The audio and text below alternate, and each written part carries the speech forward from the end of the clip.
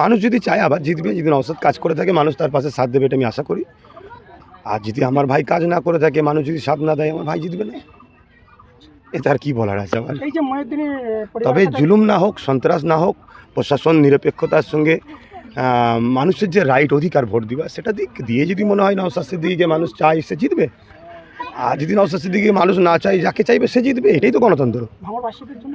ভাঙড়বাসীকে বলবো একটাই কথা, দেখুন দীর্ঘদিন কিন্তু ভাঙড়কে সবাই টার্গেট করে। কলকাতাকে খাওয়ায় ভাঙড়, কলকাতার সমস্ত মানুষের আবর্জনা বলুন, যে কোনো রাস্তা মানে ড্রেনের রাস্তা সব ভাঙড়ের ওপর দিয়ে, কিন্তু ভাঙড়কে বঞ্চনা দীর্ঘদিন করা হয়েছে। শুনলাম নাকি ভাঙড়ে করে একটা ব্রিজ অনেক দিন ধরে নাকি হবে না, ঝগড়া চলছিল, হচ্ছে। তো এটাও চাপে পড়ে হচ্ছে। সেই চাপটা এমন হতে পারে যে আবার নতুনকে ভাঙড়কে রিকভার করবো, তাহলে বিরোধী থাকা তো ভালো। তাহলে একটা নওশাদ পুরো বাংলায় বিরোধী হয়ে আছে, সেটাকে যদি রাখা যায় তাহলে আরও হয়তো কাজ হতে পারে। অপরদিকে শুভেন্দু অধিকারীর মতো লোক যেখানে রোজ বিষ উগলাচ্ছে সংবিধান বিরোধী, ওই তাকে হারাবার জন্য তো 7টা থানা তৈরি করা হয়নি। তাহলে তো এত মাথায় মানে রাজ্য সরকারের বাজ পড়ে না। বাজ পড়লে হয়তো কথাটা খারাপ লাগে, কিন্তু পড়লেও তো ভালো হয়, কথা বুঝে আসছে না। তো সেই জায়গায় এটালে তো কখনো চিন্তা করেনি। তা সেই নওশাদ মানে কথা হচ্ছে, পিছিয়ে পড়া জাতিদের মধ্যে মুসলিমদের একটা 30% হোক কম বেশি জায়গায় বড় একটা অংশ, তো এদেরকে নওশাদ চোখ খুলে দিচ্ছে যে তোমাদের কি আছে। এই চোখ যাতে খুলতে না পারে, এই জন্য নওশাদকে চেষ্টা করছে। তবে ভাঙড়বাসী এরা বীরের সন্তান, বীররা নাই বলুন। এই কত কেস এদেরকে দিয়েছে বলুন তো, একজনের মনে হয় কেসের অঙ্ক করতে গেলেই হয়তো ভাঙড়ে মনে হয় যদি মানুষ থাকে 4 লক্ষ 5 লক্ষ, এদের কেস মনে হয় 15-20 লক্ষ হয়ে গেছে। একজনের মাথায় 15টা 20টা করে কেস। এরপরও যারা উঠে দাঁড়াচ্ছে, এটা বীর বা বীরের সন্তানই সম্ভব।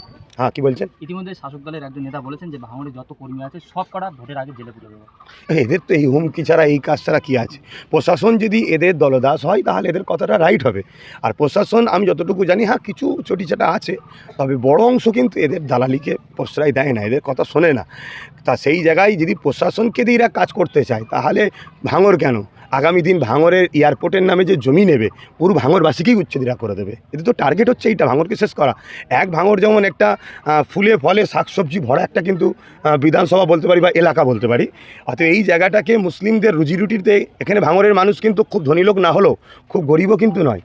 এরা ওই সবজির ওপরেই কিন্তু এদের একটা ভালো লাইফ স্টাইল চলছে। এটাকে টার্গেট করে এয়ারপোর্টের নামে জমি নেবে, নিয়ে সেখানে কিছুই হবে না, ওই বড় বড় কোম্পানিকে তুলে দেওয়া হবে, এটা একটা পরিকল্পনা। তাই সেই জায়গায় প্রশাসন যদি নিরপেক্ষতা থাকে, তাহলে যারা বলছে তারা ভোট আসার আগে না জেলে ঢুকে যায়, এটা ভাবতে হবে। নিরপেক্ষের কথা বলছেন, কিন্তু আমরা দেখি শাসক দলের একটা মঞ্চে প্রশাসন বসে আছেন। হ্যাঁ, এটা দুঃখজনক। আর এই জন্যে তো অনুব্রত বললো মা বোন তুলে, এই প্রশাসন যদি এখনও এই থেকে দেখে শিক্ষা না নেয়, তাহলে যেটা বলেছে কালকে ঘটবে, কিছু করার থাকবে না। আর প্রশাসন যদি এই রাস্তায় চলতে চায়, প্রশাসনের জন্য আগামী দিন কোনো পাবলিক রাস্তায় নামবে না। যেমন বিগত দিনে এত বড় একটা কথা বললো, যেটা আমাদেরও বুকে আঘাত লেগেছে। আমি একজন কি বলে ধর্মপ্রচারক হওয়ার পরও এই কথাটা কিন্তু আমাকে এই দিকে অতটা বেশি না থাকলেও খারাপ লেগেছে, যে তারা আমাদের জন্য পাহারা দেয়, আমাদের নিরপেক্ষতার কথা, আমাদের নিরাপদের কথা ভাবে। সেই প্রশাসন, আর যে প্রশাসন নাই হলে বা মায়ের জাত, সেই মায়ের জাতকে কারো পরিবার, কারো মাকে নিয়ে এরকম নোংরা কথা বলবে, অথচ তার যে বললো তার কিছু হলো না, যে বলেছে শুনছি তার উপরে নাকি অনেক টর্চার হচ্ছে। তো এই প্রশাসন বন্ধু যারা রয়েছে এই এলাকায়, ইনারাও যদি ওই রাস্তায় হাঁটে, তাহলে আগামী দিন ইনাদের হয়তো কেউ ফোনে হুমকি দেবে না, হাকিকাতে ঘটবে, পাবলিক তখন তিনাদের সাথ দেবে না। তবে একটা কথা আমি বলতে পারি, প্রশাসন হোক আর যেই হোক, সবার উপরে কিন্তু আমার দেশের সংবিধানকে সামনে রেখে যদি মানুষ লড়াই করে, আর মানুষ যদি তার বুঝতে পারে যে আমাদের কি এয়ারপোর্টের নামে আমাদের কি উচ্ছেদ করার একটা পরিকল্পনা চলছে, এটা যদি ভাঙড়বাসী বুঝতে পারে, তাহলে ভোট আসার আগে কিন্তু ফল হয়ে যাবে। সর্বশেষ প্রশ্ন, যে 26 সালে কি আপনার ভোটের প্রচারে দেখা যাবে? আমি একটা দুয়ার মাহফিলে এসেছি, সময় আসুক, অনেক বাকি আছে, 1 বছর। ওয়াকআপ নিয়ে আপনি অনেক আগে থেকেই লড়ছেন, এবারে কিভাবে লড়বেন?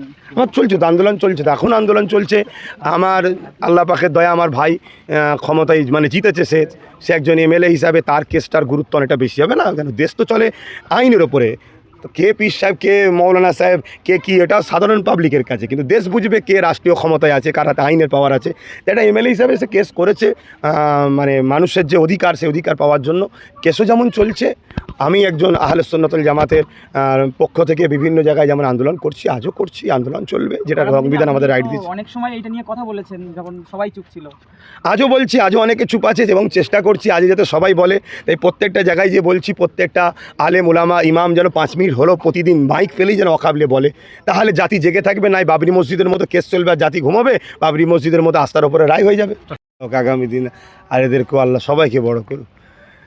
তা আমাদের এই যে মহিউদ্দিন ভাই, অন্যায়ের বিরুদ্ধে মজলুম মানুষের পক্ষে থাকার জন্য সন্ত্রাস জালিমদের গুলিতে আল্লাহর হুকুম জিহালে তার মৃত্যু ছিল, শহীদ হয়ে গিয়েছিল 2023-এ।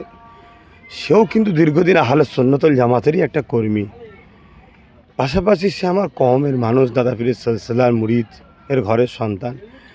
তাই তার বাড়িতে আজকে একটু ছোটো দোয়া ছিল, আর পাশে আমার একটু জলসা আছে, সেজন্য জিয়ারতও করলাম, একটু দোয়া করলাম, এখন জলসাই যাচ্ছি। এই পরিবারের সাথে কথা বললেন?